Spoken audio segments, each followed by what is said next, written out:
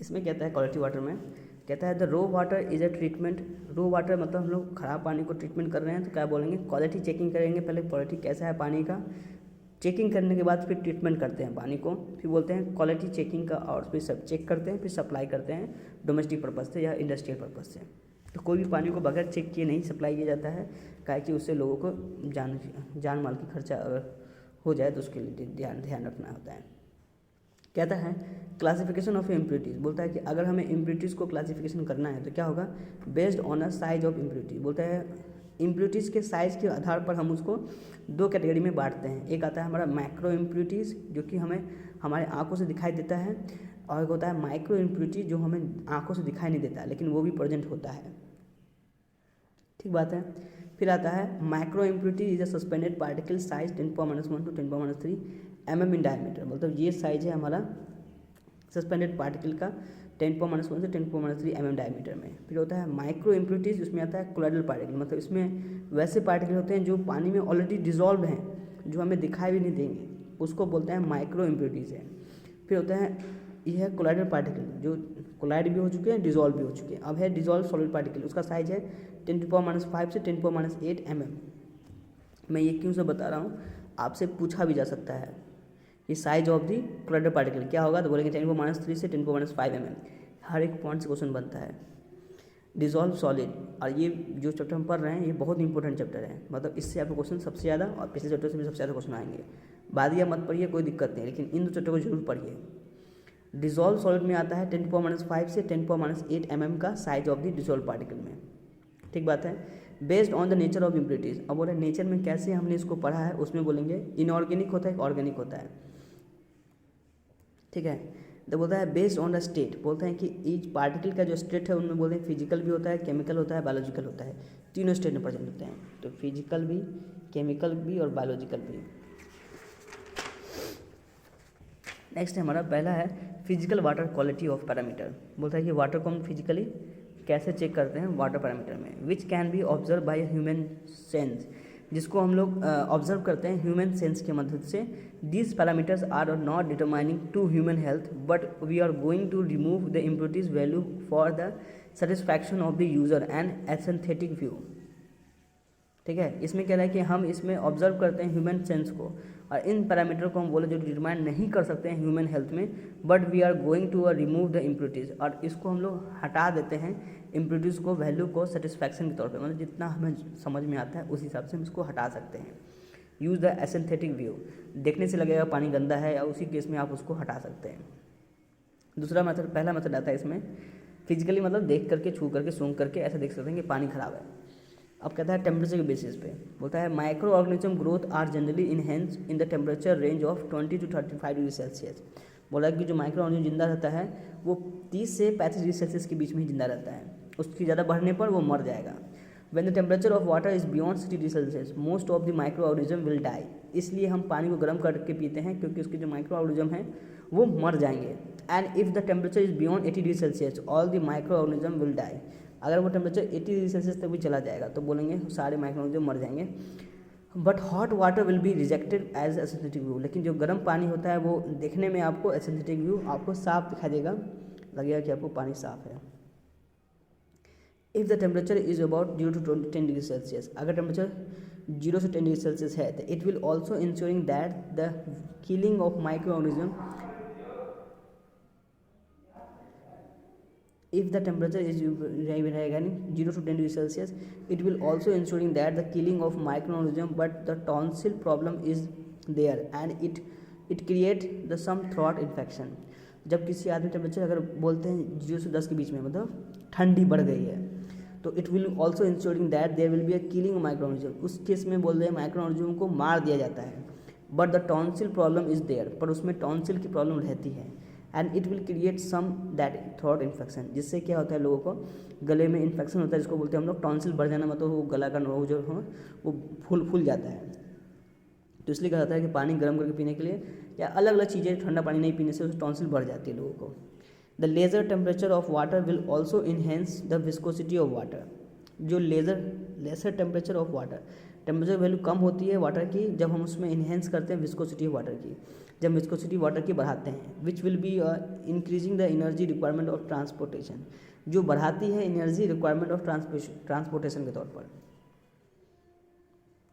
ठीक है, solubility of some gases will be reduce in temperature beyond 20 degree Celsius, solubility कुछ gases की कम हो जाती है जब टेम्परेचर को हम लोग बढ़ाते हैं 20 डिग्री सेल्सियस पर। एज द एग्जाम्पल ऑक्सीजन, अगर हम ऑक्सीजन की बात करें तो the standard temperature of drinking water is supply for a consumption is 10 to 20 degree Celsius, तो जो पानी हमें पीने के लिए मिलता है उसका टेम्परेचर होना चाहिए 10 से 20 डिग्री सेल्सियस के बीच में, जिसको आइडियली माना जाता है कि 15 से 20 डिग्री सेल्सियस हो तो आपका पानी प्योर होगा, आपको पीने के लिए आपके लिए स्वच्छ माना जाएगा। फिर आता है कलर, कलर का मतलब हो गया कि आपको उसका कलर देख करके बता सकते हैं कि पानी साफ ही गंदा है। Suspended solid particle of a organic matters of a inorganic matters and suspended particle will give you colour to a water, अगर पानी में कोई गंदगी रहेगा तो उससे पानी कलर बदला, पानी का कलर डिफरेंट रहेगा दिखने में। Sometime the heavily growth of micro organism will also give the colour to a water, कभी कभी क्या होता है कि वो माइक्रो ऑर्गेनिज्म होता है वो पानी का कलर भी क्या करता है वाटर का अलग देता है, बोलता है कि give colour to a water, पानी के कलर को वाटर को चेंज करता है। Colour is of two types, colour दो तरह का होता है, एक होता है ट्रू कलर जिसको बोलते हैं when the colour produce by dissolve solid, एक होता है कलर जो डिसॉल्व सॉलिड की वजह से आता है, दूसरा होता है एपरेंट कलर, इसको बोलते हैं when the colours produce by a suspended particle, जब कलर प्रोड्यूस होता है सस्पेंडेड पार्टिकल की मदद से। तो कहता है colour is measuring in a Burgess scale, इसलिए हम लोग कुछ पेंट पे नाम लिखे रहते हैं हम लोग बर्जर पेंट कहते हैं, लेकिन ये एक्चुअली में ये कलर को मेजरिंग इंस्ट्रूमेंट का नाम होता है Burgess scale and the value can be express in TCU, true colour unit. तो बोलता है कि कलर हम लोग मेजर करते हैं ट्रू कलर यूनिट यानी TCU के बेसिस पर। अब इसमें कहता है the tintometer is a Nessler tube or of the two instrument by the colour is measured, बोलता है टिटनोमीटर हो या हम बोलेंगे नेस्लर ट्यूब हो, ये दो तरह के इंस्ट्रूमेंट होते हैं जिनका जिनसे हम क्या करते हैं विच कलर इज मेजर, जिससे हम लोग कलर मेजर करते हैं पानी का। वंस द स्टैंडर्ड TCU, जब हमें एक बार स्टैंडर्ड TCU मिल जाती है तो 1 milligram of platinum cobalt salt platinum in form of chloroplatinate ion dissolve in it, तो उसमें हम जो प्लेटिनम या cobalt salt platinum in form में जमा मतलब मिला हुआ रहता है क्लोरोप्लेटिनम आयन में dissolve in it in 1 litre, तो उसमें हम लोग क्लोरोप्लेटिनम आयन मिला देते हैं फॉर डिस्टिल वाटर, ताकि हम उस पानी को हम लोग पीने लायक बना सकें। Then the colour is produce is called one true colour, तो उस कलर को बोलते हैं true colour unit. The drinking water of standard is about 5 to 20 degree TCU। The testing and order, drinking water कितना होता है हमारा, तो बोलते हैं 5 से 20 ट्रू कलर यूनिट कहलाता है। द टेस्टिंग ऑफ ऑर्डर कहलाता है if the order is a bad, अगर उसका स्मेल, ऑर्डर मतलब उसका स्मेल आना, तो बोलते हैं ऑर्डर अगर उसका बैड आ रहा है the taste is assume to be a bad, तो हम मान सकते हैं कि उसका टेस्ट भी खराब ही आ रहा होगा। There is no separating taste for taste, इसका कोई अलग का कोई तरीका नहीं है कि टेस्ट कैसे लिया है पानी को पी के नहीं, बल्कि उसके स्मेल देख करके। The odour is measuring by a device is called osmoscope, जो ऑर्डर जिससे हम लोग मेजर करते हैं उसको कहते हैं हम लोग osmoscope. The value will be express in the threshold odour number, जो वैल्यू हम निकालते हैं यहाँ पे तो उसको बोलते हैं threshold odour number. For a odour is a FTN that is called flavour threshold number for a test, अगर हमें निकालना है ऑर्डर कितना है value of express in the threshold number से निकालते हैं, ये FTN के नंबर में आता है, इसको बोलते हैं हम लोग flavour threshold number for a taste के तौर पर इसको बोलते हैं flavour threshold number. Next है हमारा, अब ये थ्रेशोल्ड फोल्ड नंबर क्या है, कभी कभी बोर्ड में पूछा भी है, बोर्ड नहीं मतलब गेट में पूछा भी गया है।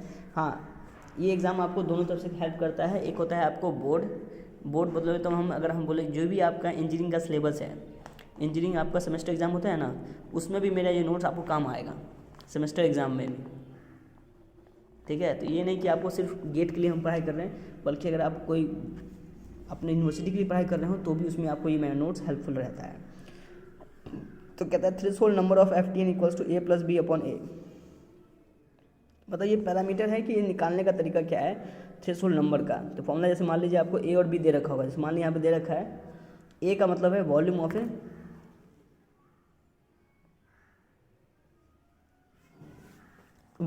वाटर सैंपल, B का मतलब डिस्टिल्ड वाटर कितना है। एग्जाम्पल तौर पे यहाँ दे रखा है 10 ml अगर आपको वॉल्यूम ऑफ सैंपल है तो वो 10 ml होगा। डिस्टिल वाटर कितना है तो बोलेंगे 190 ml आपको डिस्टिल वाटर है। तो पूछता है उस केस में कि थ्रेशोल्ड नंबर क्या होगा, यानी बोलेंगे TON कितना है तो बोलेंगे 190 प्लस का 10 डिवाइड बाई 10 20, और ये ऑप्शन में दे रखा रहेगा आपको। अब आपको ये फॉर्मूला पता होगा तो आप 1 मिनट में आंसर करके जा सकते हैं। अब बोलता है अगर threshold number not greater than equal to 3, 3 से बड़ा नहीं होना चाहिए, drinking water standard is more than 3, अगर आपको ड्रिंकिंग वाटर चाहिए स्टैंडर्ड तो उसमें कम से कम 3 से बड़ा होना चाहिए। इसका मतलब वही वो थ्रेशोल्ड नंबर आपका सही माना जाएगा। तो बोलेंगे 20 वाटर जिसका है 20 है 3 से बड़ा है, तो बोलेंगे वो नंबर आपका ड्रिंकिंग वाटर के लिए सही है। अगला मेथड कहलाता है हमारा, अब आता है टर्बिडिटी। कहता है due to the presence of suspended and colloidal particle the light ray will not be able to pass through the water into a straight line. ठीक बात है।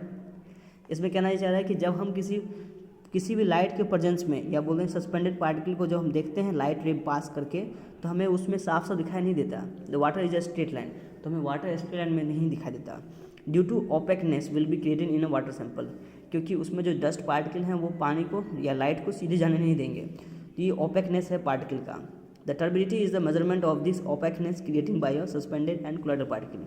तो उनमें जो खराबी है, जो उनकी जो टर्बिडिटी है, उनको मेजर करने का एक तरीका है जिसको हम बोलते हैं सस्पेंडेड बाय अ कोलॉइडल पार्टिकल। जो सस्पेंडेड कोलॉइडल पार्टिकल से मिल रहा है, the turbidity is measuring is a light property. Turbidity को मेजर करने का तरीका होता है लाइट प्रॉपर्टी। इसको कैसे किया जाता है, ये एक्चुअली में लैब में करने वाला एक्सपेरिमेंट सब जो मैं आपके ऊपर सुना रहा हूँ आपको, ये सब में लैब में किया गया एक्सपेरिमेंट है। मैंने भी किया है और जो भी इंस्ट्रूमेंट होंगे इंजीनियरिंग के उन लोगों ने किया होगा ये एक्सपेरिमेंट। कहता है amount of light is absorb by scatter, कितना लाइट एब्जॉर्ब करेगा स्कैटर होने के बाद। रिफ्लेक्टेड और रिफ्रैक्टेड, बोलते हैं लाइट रिफ्लेक्टेड भी करती है रिफ्रैक्टेड भी करती है, but indirectly it is the measurement of concentration of suspended and colloidal particle. पर अगर हम दूसरी भाषा में कहा जाए तो बोलते हैं ये मेजरमेंट होता है कंसंट्रेशन का सस्पेंडेड पार्टिकल का कोलॉइडल पार्टिकल्स का। ठीक बात है, टर्बिडिटी के अंदर में। अब इसमें कहता है ये किस तरह से मेजर करते हैं, तो बोलते हैं इसमें रिफ्लेक्शन देखा जाता है, फिर इसमें रिफ्रैक्शन देखा जाता है, फिर होता है एब्जॉर्प्शन है, फिर है स्कैटरिंग है। ठीक है। अब कहता है turbidity is the surface phenomena not a mass phenomena. Turbidity जो है हम लोग सरफेस फिनोमिना पे देखते हैं, ना कि ये मास पे डिपेंड करता है। मान लीजिए वॉल्यूम दे रखा है 1 मीटर क्यूब, एरिया दे रखा है 6 मीटर स्क्वायर, और वॉल्यूम क्यूब में जो डस्ट पार्टिकल का शेप है वो क्यूबॉइड का शेप है। तो वॉल्यूम दे रखा है इतना, सरफेस एरिया दे रखा है इतना, तो बोला नंबर ऑफ पार्टिकल्स कितने हैं तो बोलेंगे 10 है। कैसे, फॉर्मूला में निकालें 10.9 है, सॉरी। अब निकालेंगे टोटल सरफेस एरिया कितना होगा पार्टिकल का, तो बोलेंगे एक पार्टिकल का साइज नंबर ऑफ पार्टिकल्स मिल गए, एक पार्टिकल का एरिया मिल गया, तो उसको उससे मल्टीप्लाई कर देंगे तो उससे मिले नंबर ऑफ पार्टिकल्स कितने होंगे वो निकल जाएंगे। अब कहता है turbidity is to be measuring in a silica scale and value will be express in turbidity unit. तो बोल रहा है कि हम यहाँ जो हम पढ़ रहे हैं जो है टर्बिडिटी, इसको हम लोग मेजर करते हैं सिलिका स्केल पर, जिसका वैल्यू हम लोग एक्सप्रेस करते हैं टर्बिडिटी यूनिट के तौर पर। One standard of turbidity unit equals first standard turbidity unit. बोलता है कि हमने जो टर्बिडिटी यूनिट लिया है वो है 1 स्टैंडर्ड, पहली बार लिया है। अब इसका फर्स्ट स्टैंडर्ड टर्बिडिटी यूनिट क्या है, बोलते हैं 1 milligram of finely divided a silica mixed with a litre of a than turbidity is to be created is called first standard turbidity unit. तो पहले लेते हैं हम 1 मिलीग्राम ऑफ टर्बिडिटी यूनिट, फिर बोलते हैं फाइनली डिवाइड किया हमने, उसको मिक्स किया है 1 लीटर ऑफ वाटर सैंपल के साथ, फिर turbidity is to be created in called first standard turbidity unit, तब जाके हम टर्बिडिटी निकालते हैं। This definition is proposed by Jackson, that is why we call it as Jackson turbidity unit. ये जो एक्सपेरिमेंट जो बनाया गया टर्बिडिटी यूनिट को चेक करने का, जैक्सन टर्बिडिटी यूनिट के नाम से, क्योंकि जैक्सन आदमी ने ड्राइव किया था एक्सपेरिमेंट को, इस परफॉर्म एक्टिविटी को किया था। द मेजरमेंट ऑफ टर्बिडिटी, अब मेजरमेंट टर्बिडिटी की क्या है तो बोलेंगे जैक्सन टर्बिडिटी यूनिट मीटर ने बताया था कि अगर इसकी वैल्यू 25 से ज़्यादा हुई तो बोलेंगे बेस्ड अपॉन लाइट, तो इसको बोलेंगे बेलिसस टर्बिडिटी मीटर, उसने निकाला था 0 से 2 GTU निकलेगी, इसको बोलेंगे based upon light absorption principle पे। फिर आता है हिलेज टर्बिडिटी वाटर या मीटर बोलते हैं, 0 से 50 GTU आती है। फिर आता है आपका नेफ्लोमीटर ऑफ टर्बिडिटी मीटर, जिसको बोलते हैं कोई भी रेंज हो सकता है, वो आपने कहा था नेफ्लोमीटर। ये सब साइंटिस्ट का नाम है जिन्होंने ये सब एक्सपेरिमेंट टर्बिडिटी चेक किया है। The value will be express in NTU, NTU का मतलब है नेफ्लोमेट्रिक टर्बिडिटी यूनिट। अब कहता है based on the light scattering principle, ये जितने भी हमने लिखा है ये सब बेस्ड है लाइट स्कैटरिंग प्रिंसिपल के बेस पर, ठीक है, किसी भी रेंज में हो सकते हैं। अगला आता है हमारा वन स्टैंडर्ड।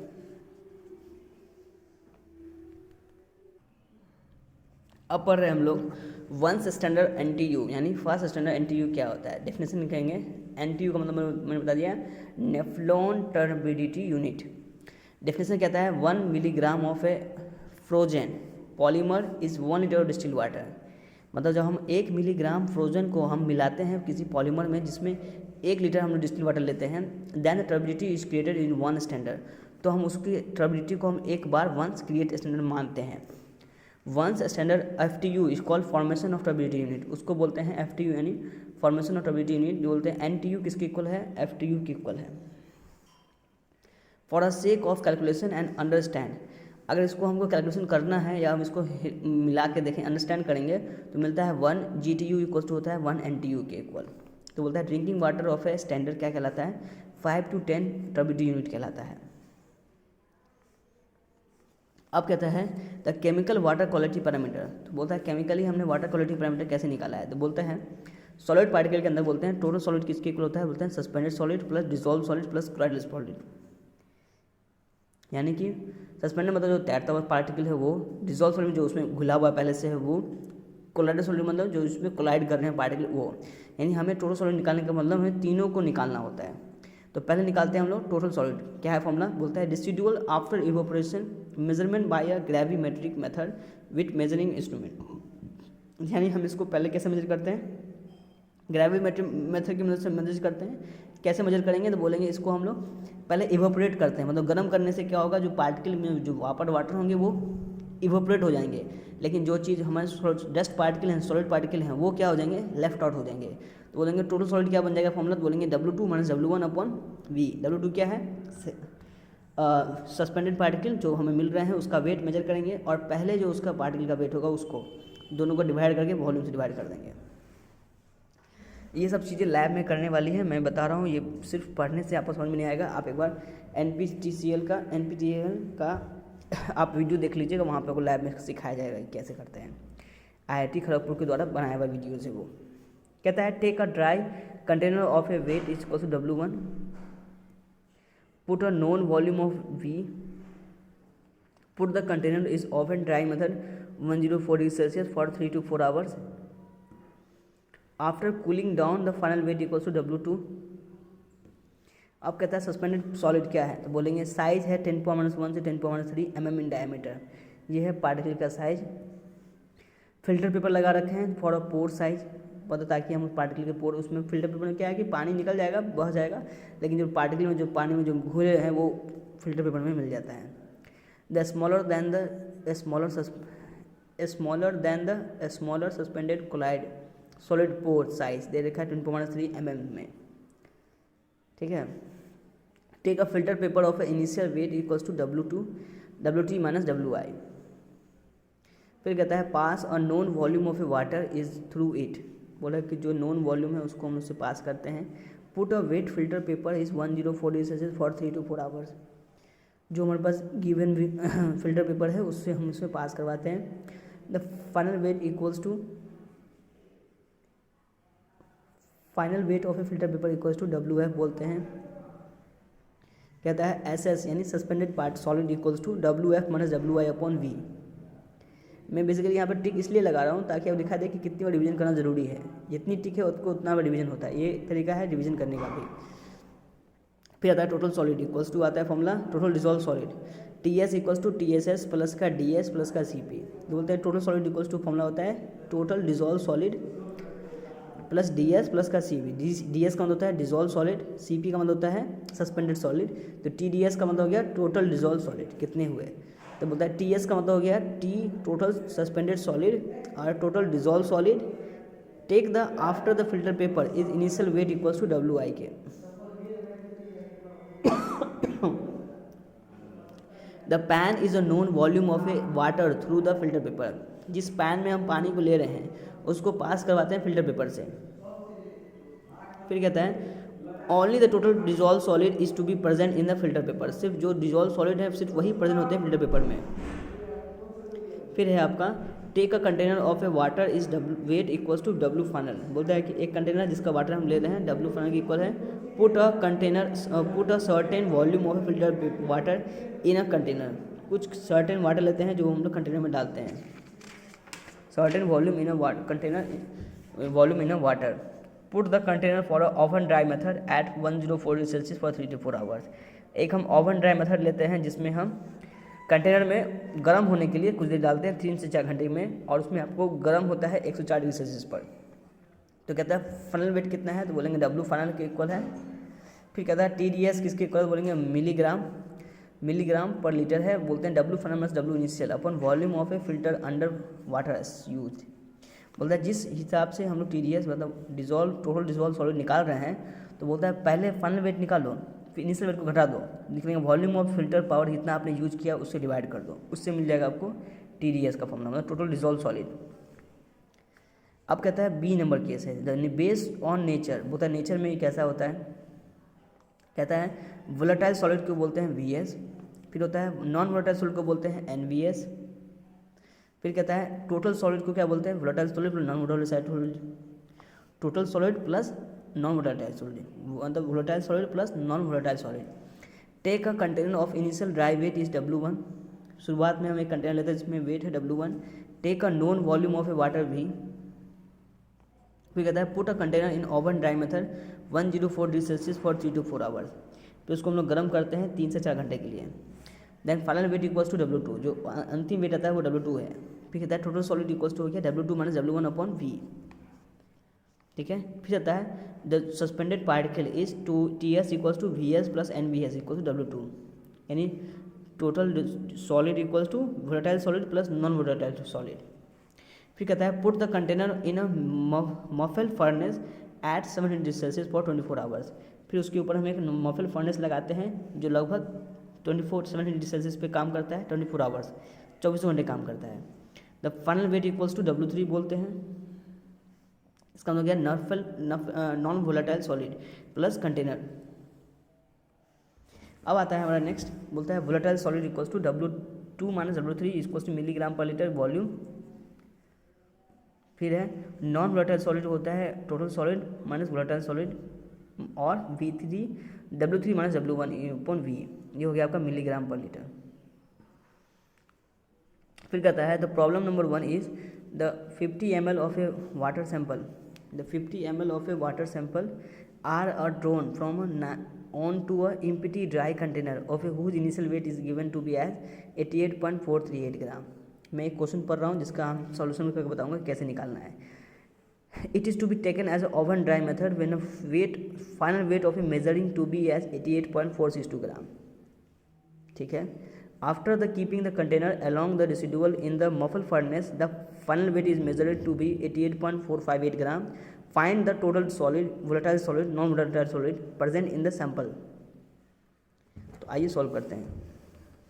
क्वेश्चन में क्या रहता है, वॉल्यूम ऑफ ए सैंपल दे रखा है 50 ml, फिर कहता है empty dry container initial weight दे रखा है 88.438, फिर कहता है oven dry method final weight है 88.462 ग्राम। After keeping a container along the residual, final weight is given as 88.458 gram. The total solid equals to weight to W2 minus W1 upon V, that is equal to W2 minus W1 upon V। निकाल दिया हमने, total solid निकाल दिया हमने, value आ गई 480 ग्राम पर litre. Next आता है हमारा वोलेटाइल सॉलिड, इसमें कहते हैं W1 minus W2 minus W3 upon V। W2 हमने निकाला है 88.462, देख लीजिए यहाँ लिखा हुआ 88.462 लिखा हुआ है, यह जिसको फाइनल वेट है, तो जोड़ेंगे W फाइनल है माइनस का W3 88.458 डिवाइड कर रहे हैं 50 ml से, तो आंसर कितना आ रहा है 80 ग्राम पर लीटर। फिर आता है non volatile solid equals to होता है total solid minus volatile solid, तो वैल्यू आती है 480 minus 80 is equals to 400 milligram per litre. अब कहता है नेक्स्ट क्वेश्चन लेते हैं, 100 ml of water sample are pass through a filter paper whose initial weight is given as 1.482 gram, फिर कहता है after oven dry method the final weight is to be 1.492 ग्राम। ठीक है, फिर कहता है 50 ml of filter water drawn on to a empty container whose initial weight equals to 86.342 gram. After oven dry the final weight will be 86.384 gram. ठीक है, oven dry का मतलब होता है कि जब उसको हम लोग टेम्परेचर में गर्म करते हैं। एक्चुअली इसको हम लोग एक इवैक्यूएशन पैम्प मतलब एक हीटर होता है जिस कैबिन में डालते हैं, जिसमें टेम्परेचर 5 या डिग्री सेल्सियस जाता है। तो उसको हम उसमें डाल करके उसको हम लोग हीट करके सीधे डस्ट पार्टिकल को पानी को गर्म करके एवोपरेट कर देते हैं। जो डस्ट पार्टिकल हैं वो उसमें फिल्टर पेपर में बच जाते हैं। तो निकालते हैं हम लोग total solid, total dissolve solid, total suspended solid in milligram per litre. ये तीनों चीज़ निकालना होता है। आते हैं आगे। तो कहता है क्वेश्चन में वॉल्यूम ऑफ सैंपल दे रखा था हमारा 100 ml, टिक मार दीजिए। फिर कहता है इनिशियल वेट दे रखा W1 इक्वल्स टू 1.482 ग्राम। ठीक है, फिर कहता है oven dry method is final weight W2 equals to 1.492 gram.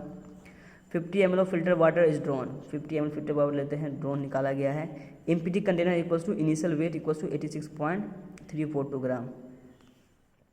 After oven dry method is final weight equals to 86.384 ग्राम।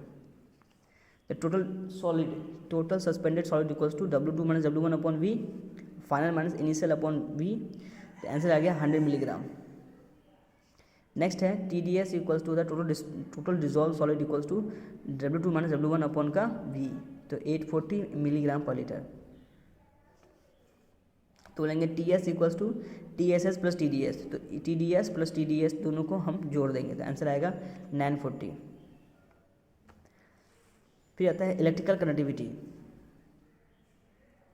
कहता है pure water is a poor conductor of electricity. जो पावर में जो बोलेंगे जो प्योर वाटर होता है मतलब जिसमें इम्प्योरिटीज प्रेजेंट नहीं होती है, वो इलेक्ट्रिसिटी को फ्लो नहीं करने देता है। डिजॉल्व सॉलिड होना जरूरी है तभी वो कंडक्टिविटी को फ्लो करता है। तो बोलते हैं कि मान लीजिए उसमें इंस्ट्रूमेंट कांस्टेंट की वैल्यू दे रखी है, कंडक्टिविटी मीटर वैल्यू है will be a mu mho unit कहलाता है।